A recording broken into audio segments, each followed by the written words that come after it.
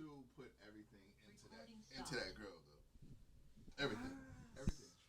Oh, and if it flunks, not what you think she no. is. If it flunks, P, it flunks. Yeah, Early.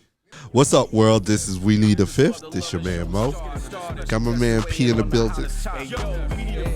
Got my man Hill in the building. Fellas, it's playoff season, playoff time. We had a couple of games last night, game threes. I want to start off with the Eastern Conference game last night, New York versus Indiana. Bing bong, bing bong. Do we have a series right now? You don't have a series until someone wins on the other person's. But that's the whole theory. I think this is a series. It's 2-1. It's injuries are coming into play. It's heated. People playing, trying to get calls through the media. To me, the series is on. The series should either be pessimistic standpoint from both teams. Mm-hmm. It could be so for the Knicks. Indiana had double-digit leads in the first two games. Mm-hmm. It could be 3-0 Indiana. New York came back. Forget the refereeing. Everyone's heavy on that part. Mm-hmm. Overcame. And then, with no OG, was competitive last night. Yeah. It could be 3-0 New York. Yeah. So, with that being said, I agree with Pete. Like, it's a competitive series. But, I always get that feeling, late game antics, I'm going to trust New York. They have a closer. I don't know who is that. It just seems like it was luck last night. I hate to have that type of feeling. And it seemed like there was an offensive game plan for Indiana. Just scuttlebutt. With New York, it's definitive. You have Jalen Brunson, you have pick and roll or isolation. Pick and roll is going to get someone else a good shot, no matter who they are. And I feel comfortable with New York in those late game, decisions. I want to ask a question. I want to ask it in multiple parts because I think we're starting to hear a little bit of this narrative starting to develop. Is it time to start questioning? Is it time for New York management to have a talk with Tibbs about how he develops his rotation, how he's developing the roster? Because at this point, he's only using seven guys. That's his MO though, right? He runs plays in the ground though, right? Yeah, and this is the other part of that question, is that should they have considered sitting Brunson last night because of hey, he was obviously hobbled, he is obviously hurting and whatnot. He played through it, so there's no excuses for him. But should they have considered resting him, especially as short as the rotation has been for this series in particular? But is it time for somebody in management to have a sit down with Tibbs and say, hey, listen, what are you doing as far as player development so that, hey, we can use more of this roster that we're paying guys millions of dollars to be on? I mean, am I bugging? I think it depends on your philosophy. I like it. Mm-hmm.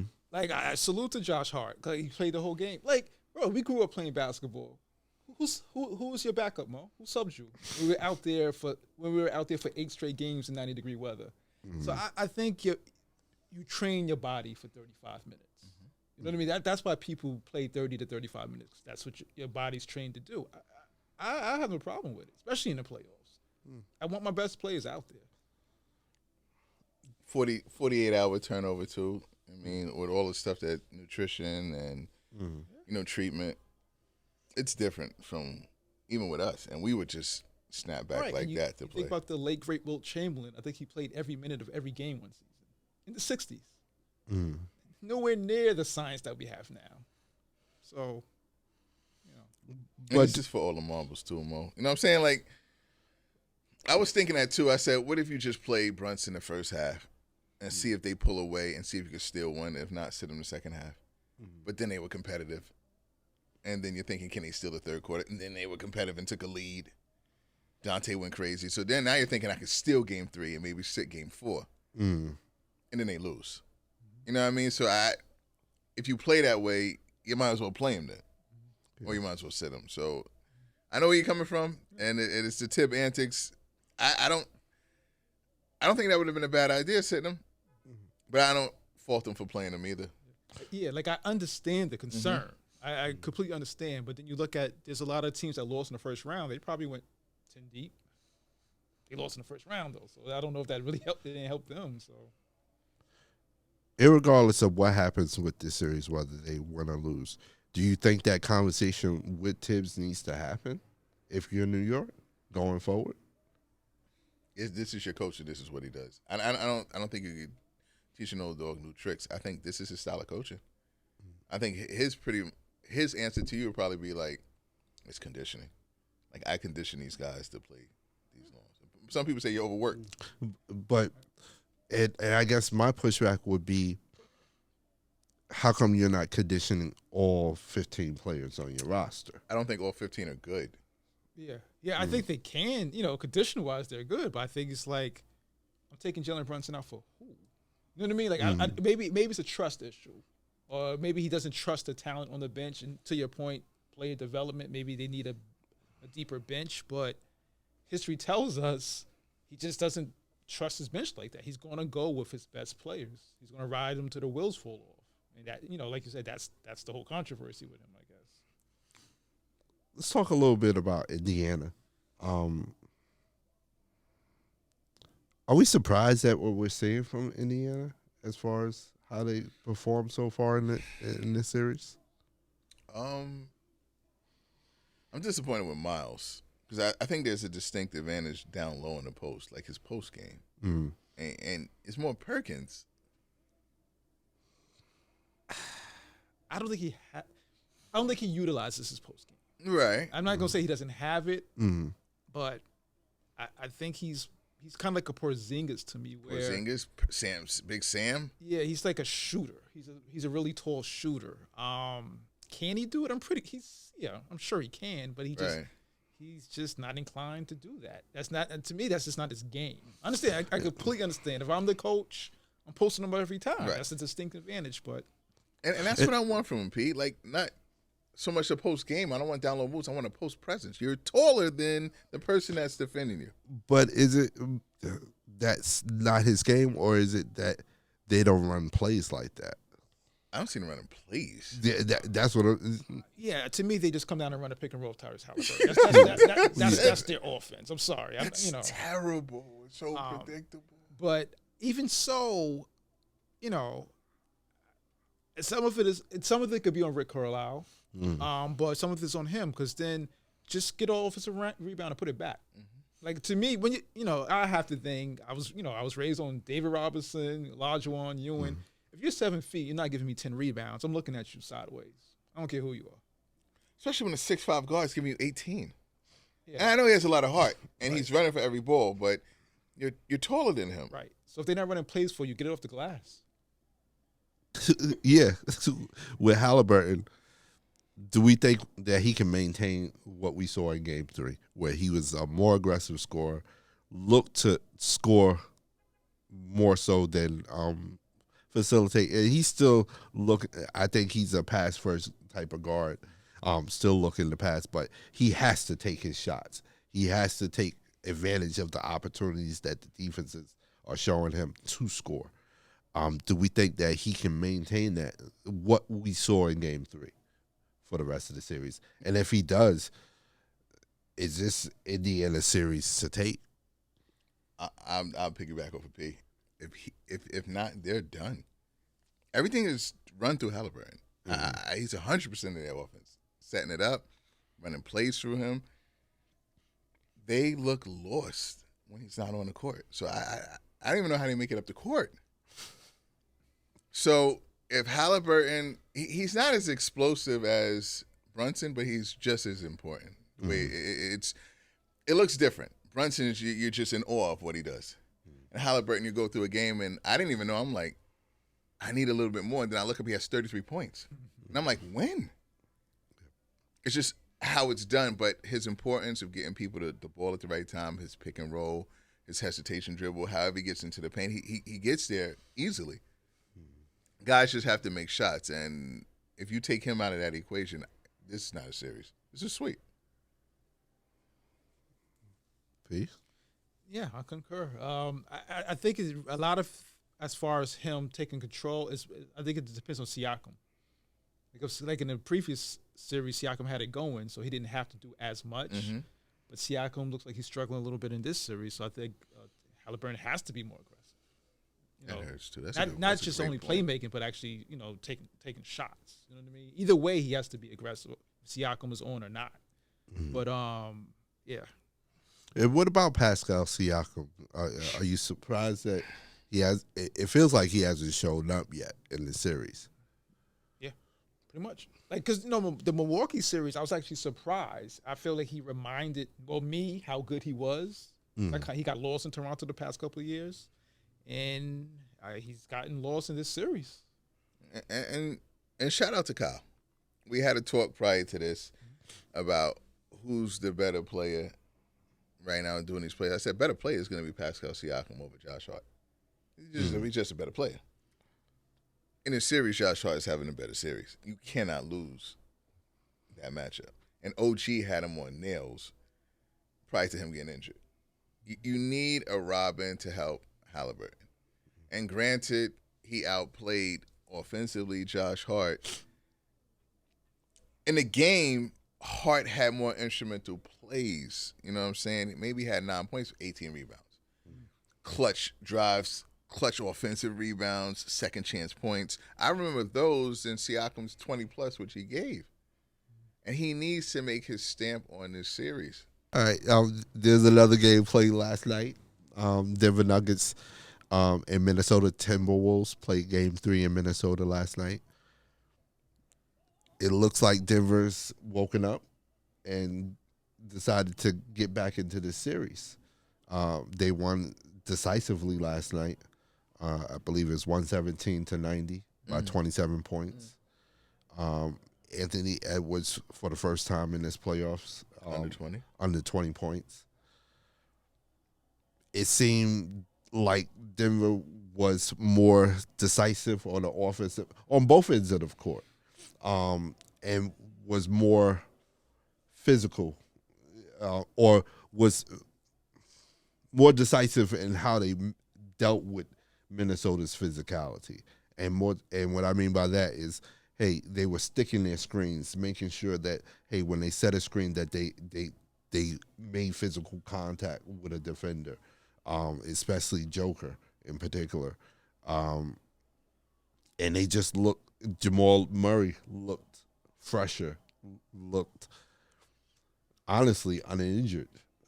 Looked like he wasn't bothered by injury, and had his bounce back. And he was decisively more aggressive this game. And do we think Denver has found the solution to what was the issues in the first two games as far as Minnesota's defense and figuring that out?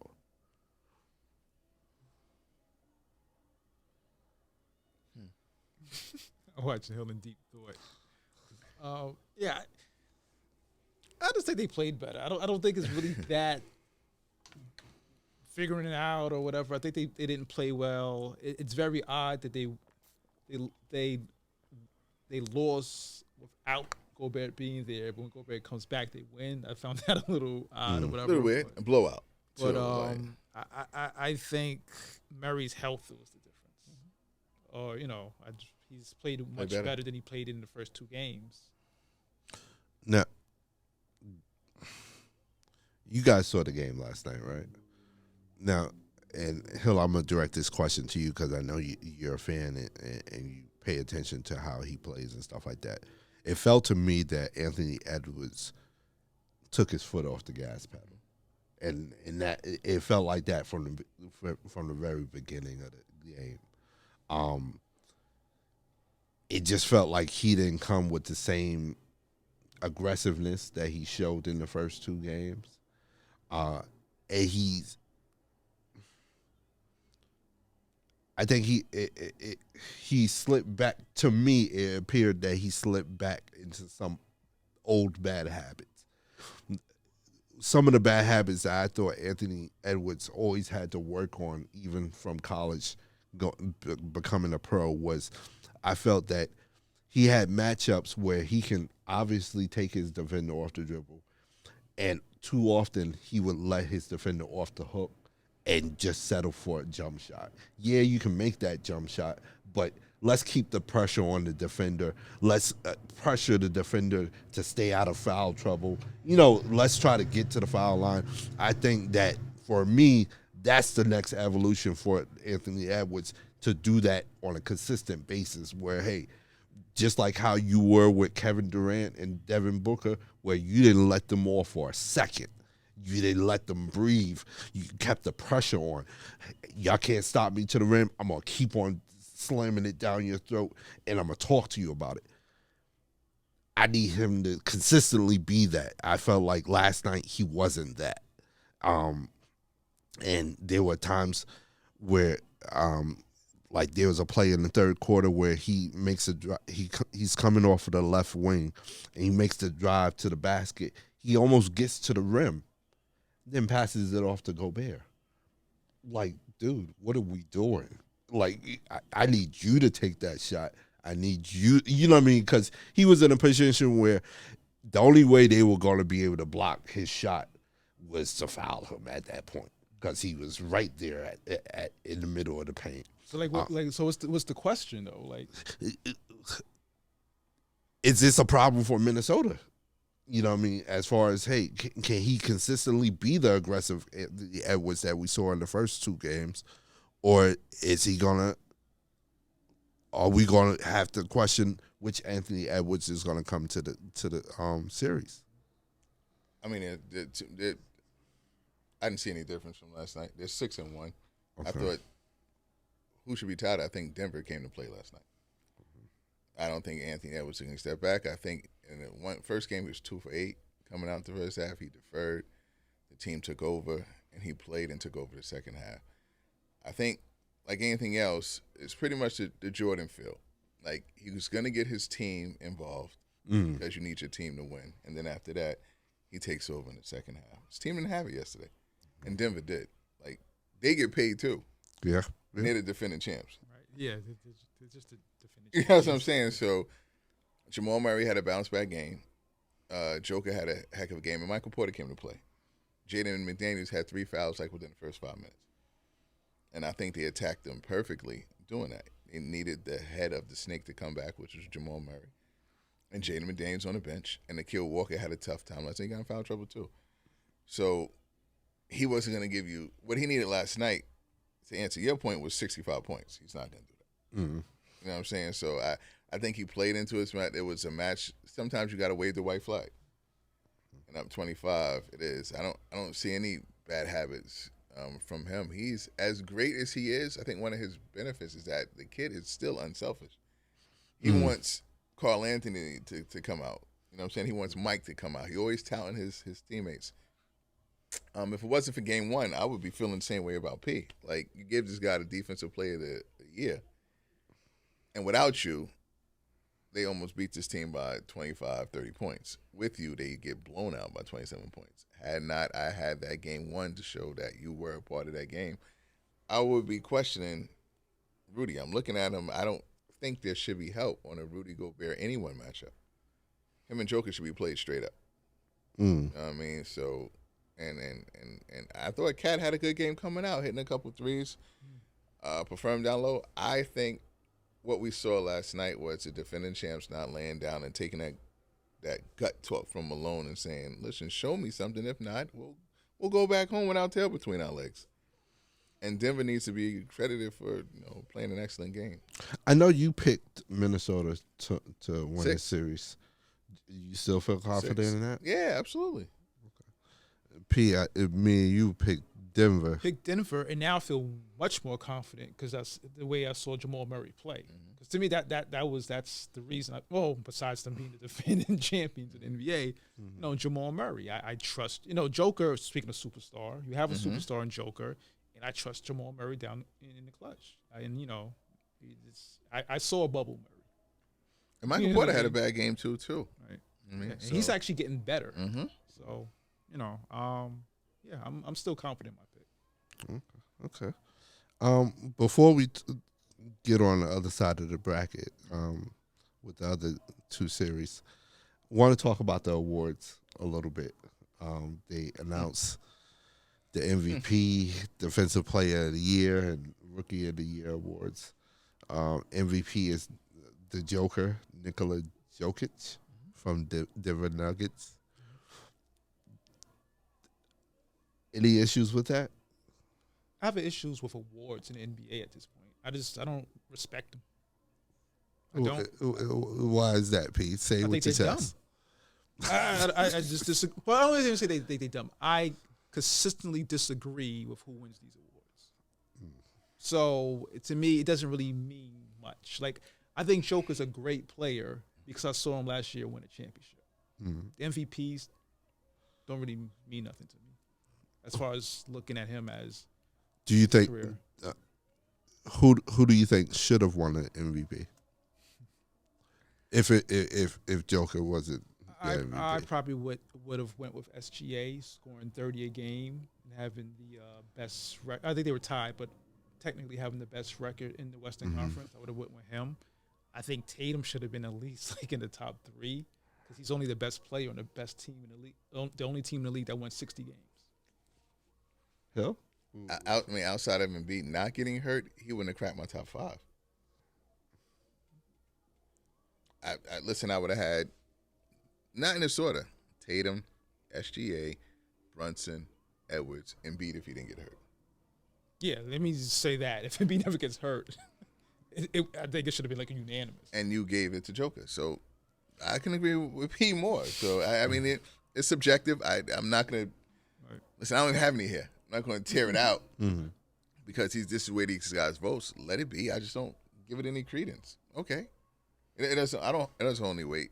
When people bring that up as an argument, it's a detriment. It's already been skewed. You know what I'm saying? Like, people complain about Shaq not having enough awards. Look at the people you gave it to outside of Shaq. Even the one with Michael Jordan, giving it to Karl Malone. You were wrong then. You gave it to Steve Nash. You were wrong then.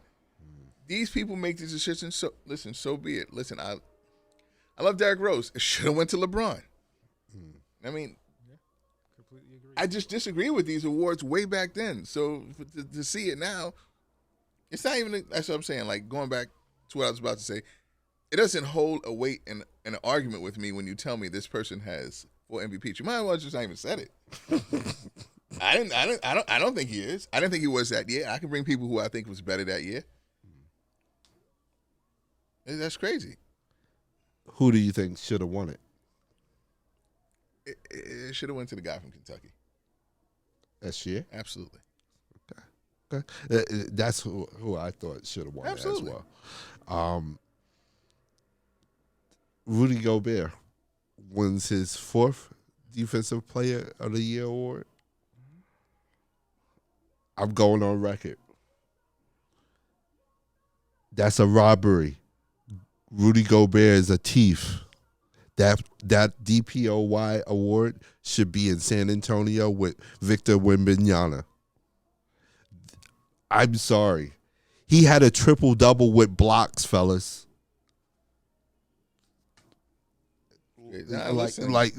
Do I need to say anything else?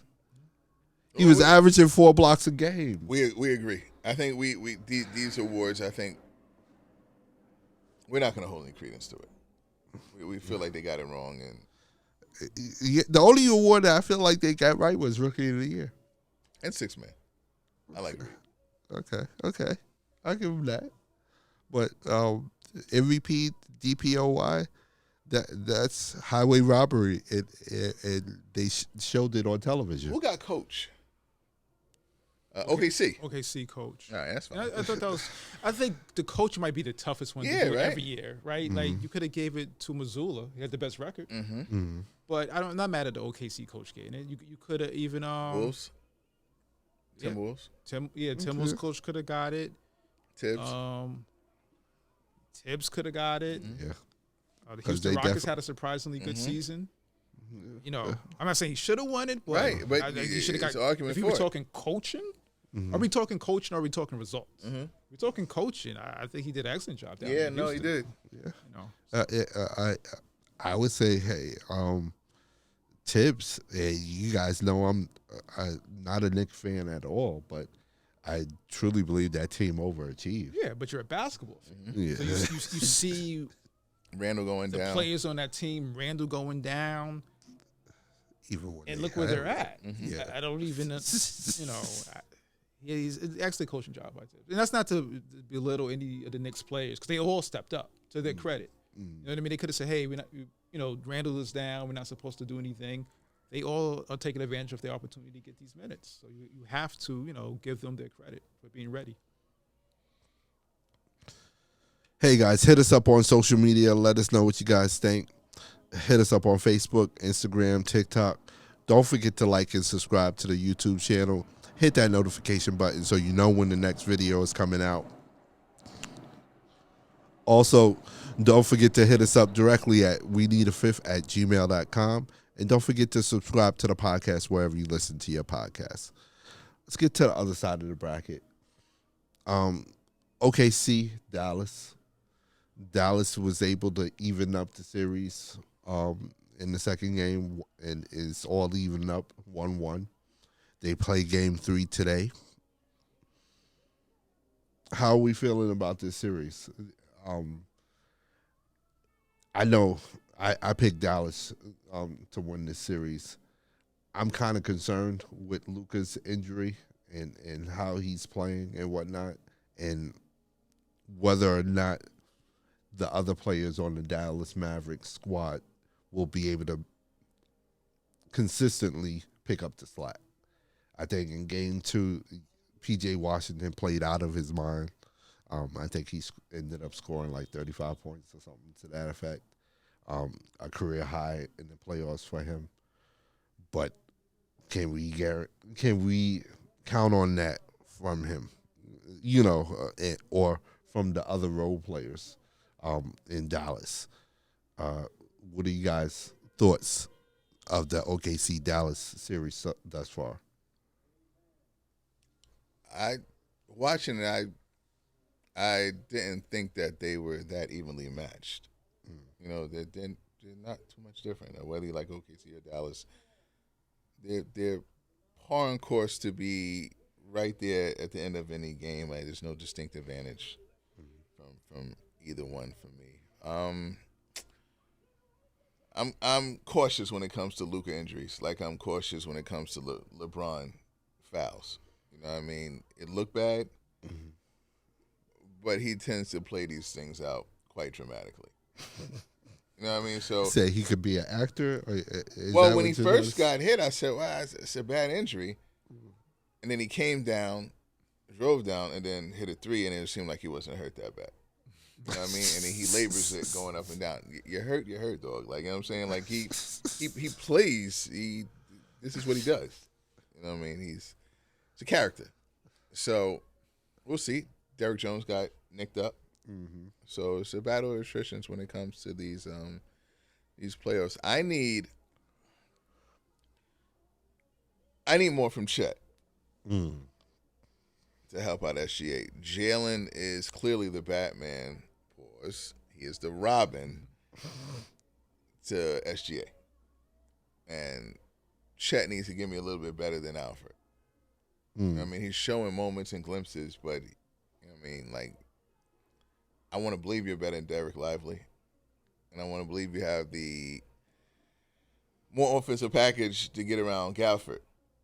You know what I mean? Instead of picking your spots, like, I need less shots for Josh, and Josh is playing well, into more of Chet being that third option, for OKC. Now, is it, to your point, him just making shots and taking advantage of the opportunities that he's given, or do you think that he needs to be put in place, like in the block or in the paint? Can't do that because he won Coach of the Year, so it ain't gonna be put into place. He's gonna have to.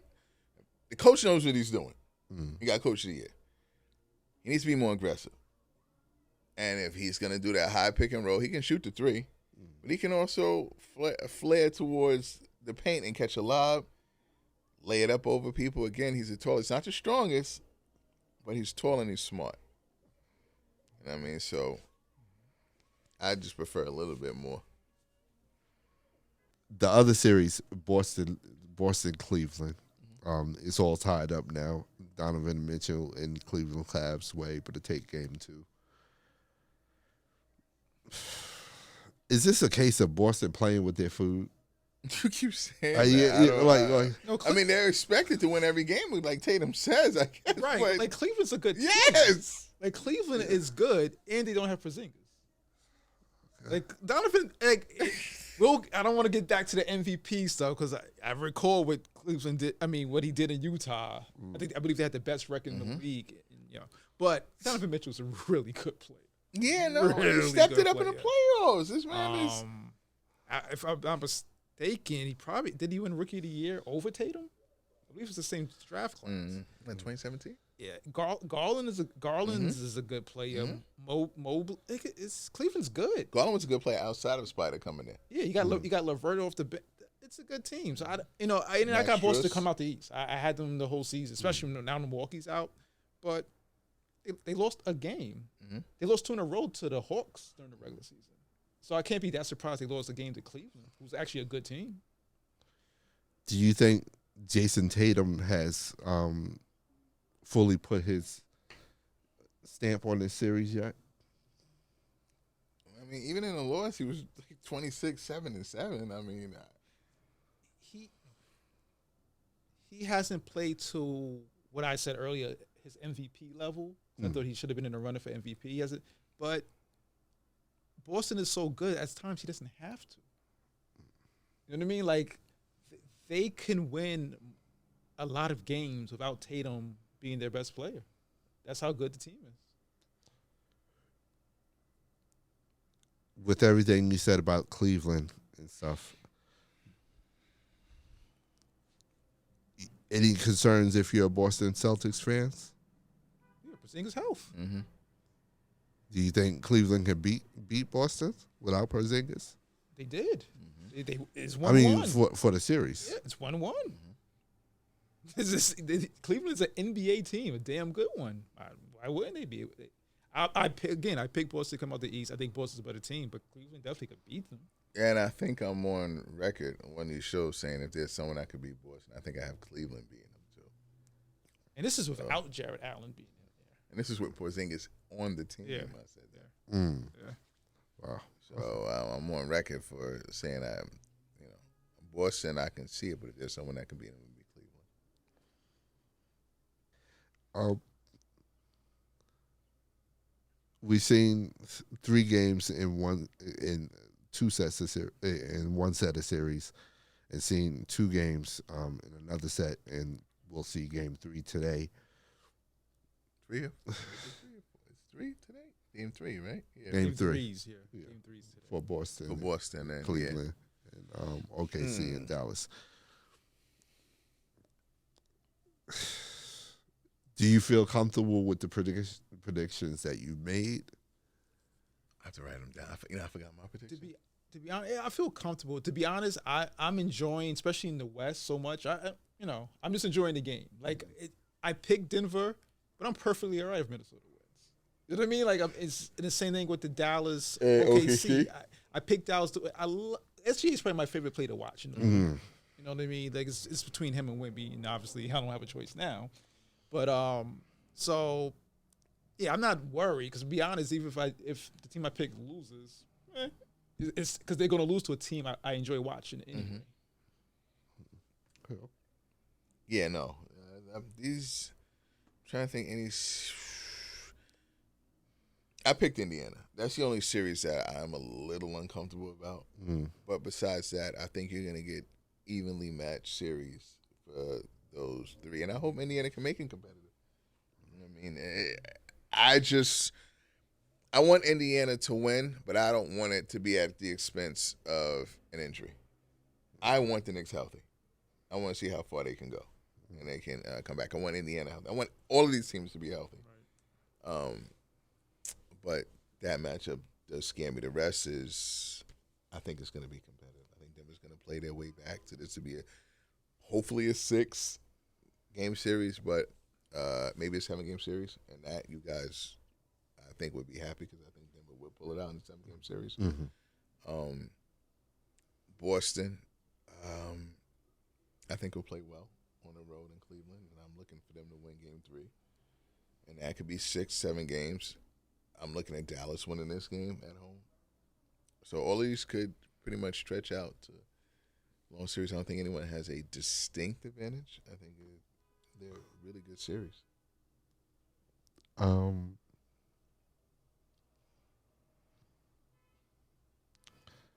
But I know besides the obvious, Brunson and Ant, are there any other players that have stood out in this playoffs to you guys?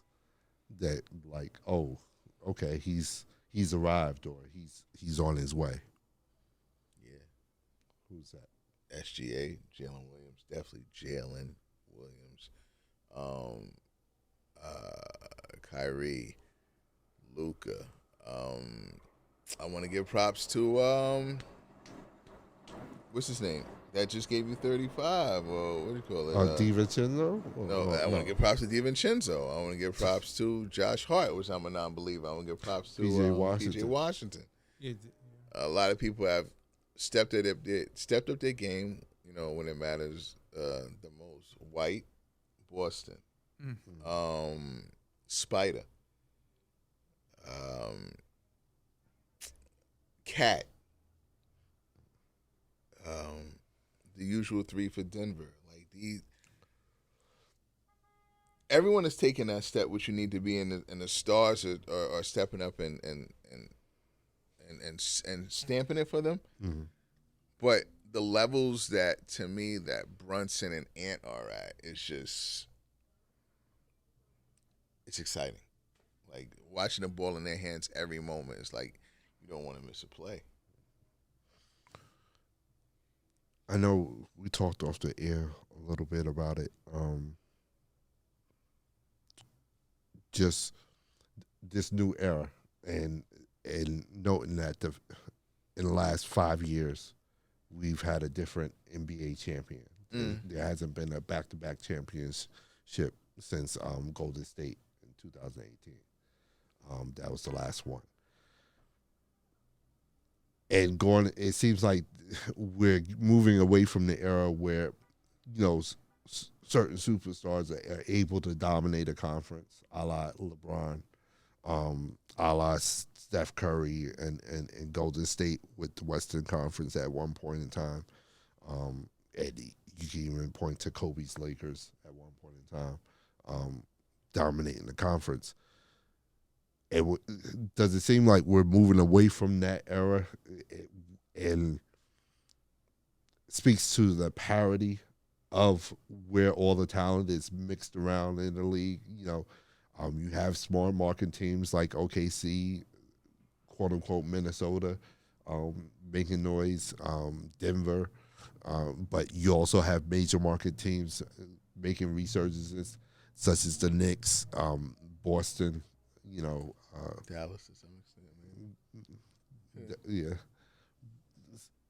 Does it seem like a new era for the NBA that they're getting into?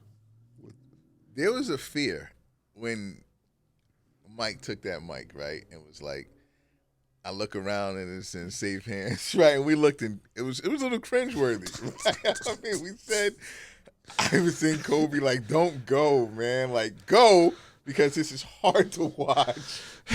But don't go because it doesn't feel safe. It's different this time, right? So it's like, I don't even think, I think LeBron and Steph went to get the mic. And Brunson was like, yo, get on. Like, they didn't get a chance to really open their mouth and say, I'm passing the games when. Bro, go. Like, Steph, Kawhi, James, or James like, I'm kind of bro. Give us Kyrie and God, we don't want to hear from you. Kyrie can stay. Durant, Harden, Kawhi, Steph, Clay, take your brother with you.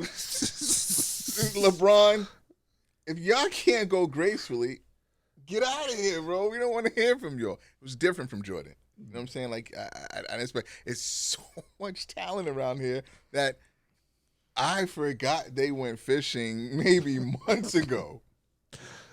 I think I completely agree with what you just said, and I think when Jordan left, it was like, go guy Kobe, please. And if you were, and I think some of it is, remember Grant Hill and Penny got hurt, Right. and so that just like compounds it because they were supposed to get the torch, Right. Even later on, I always just suspected it. McGrady? Each one of them admitted it. They was kind of like sizing each other up. They knew I got next. And because of the injury, you're looking like Michael Red? what? Like because all due respect to Vince Carter, who's but Kobe took it from him. Mm-hmm. Like people don't recall. Like it's Kobe wasn't really supposed to get the torch at a certain point. It was Vince, and Kobe took it from him. Thank God, because he was like because I mean really he was like the only one. Right, because Vince was a exciting player, great dunker, but he wasn't built like that. Just wasn't. Mm-hmm. Sorry. But to go to your point and bring it up to today's, it's just so much talent in the league right now where dudes is trying to build super teams and it don't matter because there's so much talent in this league. You got guys like SGA and Ant who I feel are following Giannis and Joker's lead. Like, I don't need no super team. Mm-hmm. I don't need to go somewhere. I'm that guy, and I could bring my team to a chip.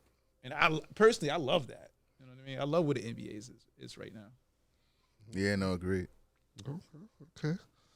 Hey, hit us up on social media and let us know what you guys think. Are you watching the NBA playoffs? Who you still feel comfortable with the teams that you thought would win? Let us know on Facebook, Instagram, TikTok. Don't forget to like and subscribe to the YouTube channel. Hit that notification button so you know when the next video is coming out. Don't forget to subscribe to the podcast wherever you listen to your podcasts. And don't forget you can hit us up directly at weneedafifth@gmail.com. Last thing I want to talk about before we get out of here. I know I'm stepping on my soapbox right now. I want to talk about the WNBA. Hell, I want to talk about the WNBA. Lunchtime. Eat the gun. They finally have chartered flights for everybody. Chartered flights. They were flying commercial before here. And to be clear, that it's just them flying. Yes. On a regular airline, though. So they're not on a... They do. Delta is doing that. Okay, what I'm just saying, but it's just their team that's going on a flight. Yeah. All right, that's a start. It's not a Lear jet or anything like that. Well, I bring this up because I'm worried about the WNBA and the leadership of the WNBA.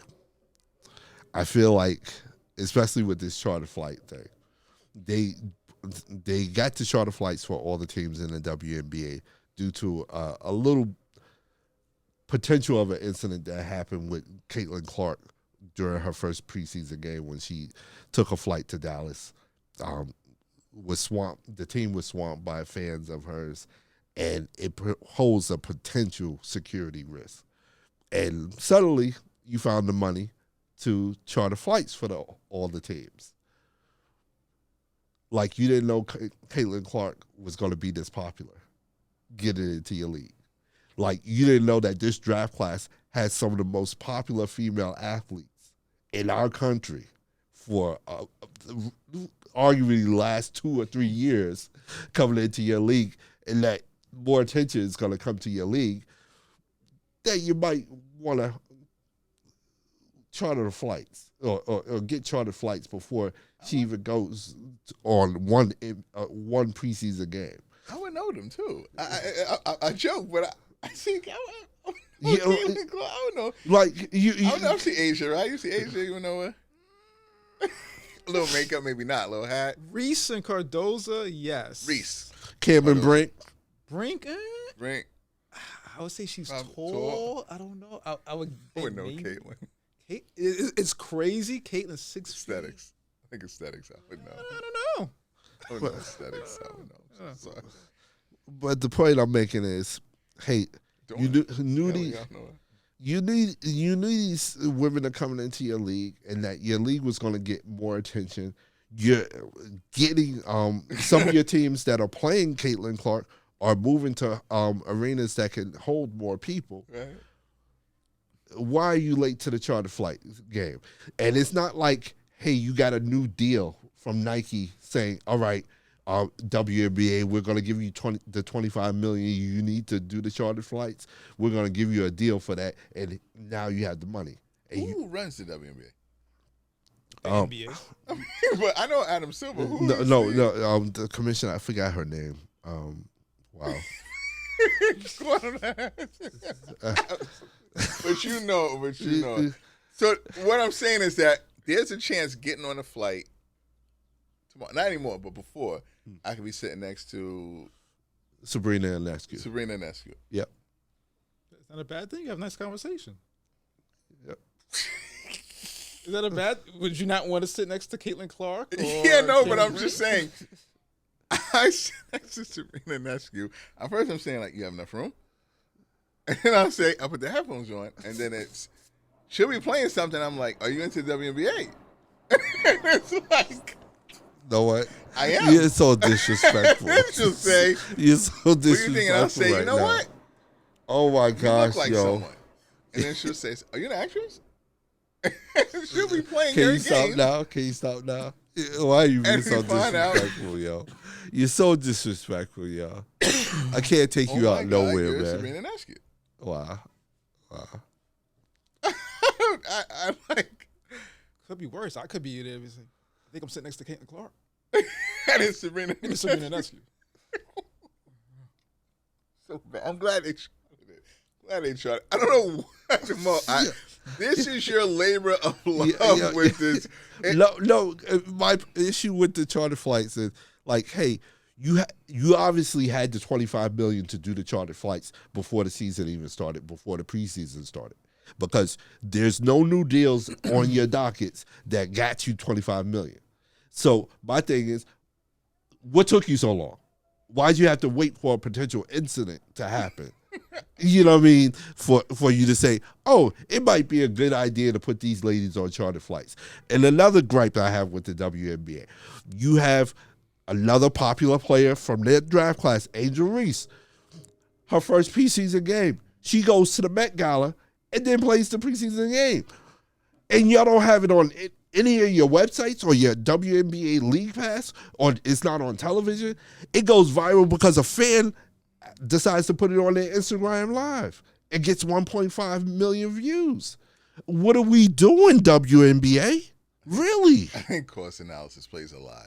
I think they checked and they said, all right, they're bringing this in. Yeah. Let's see what net. No, we're not doing that. I honestly, I don't know you support the WNBA, fully respected all of that, and you might be fully right with this. I need to see the books. I don't know. You know what I mean? Like, I don't know. It could be cost analysis. Like If they're just like, we're not putting this money in because we don't think it's going to come back to us. Or maybe it's not coming back to them because they're not putting it in. It's the chicken or the egg. I don't know. I need to see the books. I feel like they're afraid to spend money. And I think in the position that they're in with the recent draft class and the popularity of the recent draft class. Yeah, Caitlin Clark, let's get a deal with NetJets. Yo, let's try something. Yeah, and you can afford. I think this is the time period where you can afford to be aggressive in your marketing and how you position the league. And I don't see them doing that. And it's like they're just looking at this opportunity and it's like, oh, let's see what happens. Instead of, let's take advantage of this. Yeah, but you're feeling that should be the case. What if they presented something to NetJets and NetJets, no. What if the corporation just said, no, but we don't want to. And I'm cool with that. But what they can do on their side of the partition, like, hey, even with the charter flight thing, they got the money from somewhere. They already had it. It was, like I said, it's not like a new NetJets or a Delta came to them and say, all right, let's do this deal now. It was WNBA saying, oh shoot, we dodged a bullet in Dallas with Caitlin. Here's $25 million. Let's get chartered flights. I mean, because they're probably feeling themselves. They're probably feeling like Pete said. You're probably right. They just didn't take advantage of this class who they are. But they're probably saying to themselves like, will we get some backlash for saying because of this class? And to me, I would feel with you and say, so what? Yeah, this class is that special to say, yeah, you are going to treat them special. And we're starting here. But the years pass, these girls haven't proven to be Cynthia Cooper, the Cheryl Swoops, or anything of that nature. They flew regular. Mm-hmm. You know what I mean? Why are we making any type of difference for them? And that's cutting their nose off to spite their face because this is different. You better do it now. You damn sure better do it for Juju. And my thing too is like, hey, you follow the momentum. Like Indiana Fever, their ticket prices have quadrupled. And any team that's playing the Indiana Fever, that game price has quadrupled. Yeah, and it's like, look like you take advantage of, hey, you're able to raise your ticket prices. I'm a firm believer that if you want to attract more money, you gotta look like you're making money already. You know what I mean? Like we said, how long they been in there? 25 years? Yeah. All right, but for that long, they've been putting a triangle on a peg and try to roll it down the hill and tell you that it's a car. They have not seen a wheel since I don't know when, but you want them to change it now.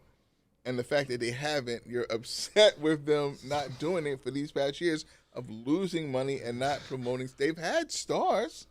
Yeah. And this momentum, they're dumb. You might have to just go with the fact that they don't know what they're doing. Yeah. Yeah. Or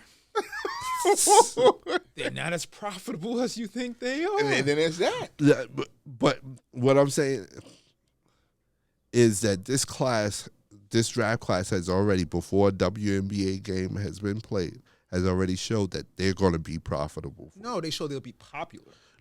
And reason why I'm saying that they've shown that they will be profitable for you is because, hey, the ticket prices are going up. You have sold out arenas. You have teams that have to relocate to house the Indiana Fever. So the tickets have already been sold. It's like you already see the results. But do we know if they've already been profitable? This might be used to pay off debt. We don't. That's what I'm saying. Again, I don't know, but I need to see the books. Are they profitable already? They might take this to pay off the debt. I don't know what is the NBA. Did the NBA pay the 25 for the charter? We don't know that. So that's what I'm saying. I don't know their bottom line. That's all I'm saying. I don't know their bottom line. All right. Hey, they hire this man WNBA. Yes, marketing. Seriously. Yeah.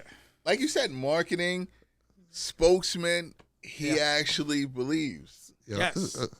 Yes, indeed. And I'm going to get y'all to be believers, too, before I it's just all told you if I'm said sitting and done. next to an SQ, I wouldn't. We'll change that, Hill. But you're going to go to an SQ game this season. Absolutely. You're going to take your daughter to it. So we're going to get you acquainted with an SQ and the rest of the WNBA. Hey, hit us up on social media. Let us know what you guys think. Are you watching the WNBA? Do you want them to do more to support the league and grow the sport? Hit us up on Facebook, Instagram, TikTok. Don't forget to like and subscribe to the YouTube channel. Hit that notification button so you know when the next video is coming out. Don't forget to subscribe to the podcast wherever you listen to your podcasts. And don't forget, you can hit us up directly at weneedthefifth@gmail.com. And League Pass is like, what, a dinner at Friday? What is it, like $20? $25? $35.99. Very affordable, you know. You get quality sports. Be careful. Quality. Be careful. Quality basketball. Be careful. Quality basketball, like I was saying. You know, quality product. Just got to promote it better. I'm saying. Fellas, what's on the radar? P? Well, for me, Kingdom of the Planet of the Apes. Probably go check it out either tonight or tomorrow. I love the first one, Rise. The other two were okay. So that's what's on my radar. All right. Hill? It's for me. It's gonna be the playoffs. Okay. I'm locked in. I can't say I follow as much though, but the Rangers are winning. Knicks are winning. It's 94-ish feel, so it's good for New York. Okay. We're gonna leave that. Put a pin in that one. Which we'll call it. What's on my radar? Playoffs. And WNBA season starts May 14th. So excited to see that. Do they give you the slate of games? Which they should have it out now, like the schedule. Maybe. Like, yeah. No, I saw something on ESPN. I know Indiana and Vegas playing a double. They don't play each other, but Indiana plays one game and Vegas plays another game. I think Indiana's playing Connecticut. So that's the right thing to do. Yeah, right, get her on. She's gonna have a nice little gauntlet. The first games, right? First Absolutely. 5 games is gonna be Connecticut and I think Phoenix and Liberty. You got to start the momentum now, bro. Like I don't want to hold you because I think that next class of brash and talent is actually better. I mean, Paige and Juju is where it's at for me. So. And Flo-J is in that class too. So it's like and that's why I'm so adamant about the WNBA needing to get ahead of this momentum, because I think this is a snowball that's just starting to go down the hill with Caitlin in this class. And to your point, Juju's and Paige class is going to continue the momentum and put some real gravity behind that snowball. And if you're not getting ahead of it now, come on, man. Like, really, what are we doing? But like I said, hey, we'll see. Yeah. Hey, to all our fifths out there, be safe. And we out of here. Bing bong. Calm down with all that. Nobody wants to hear all that.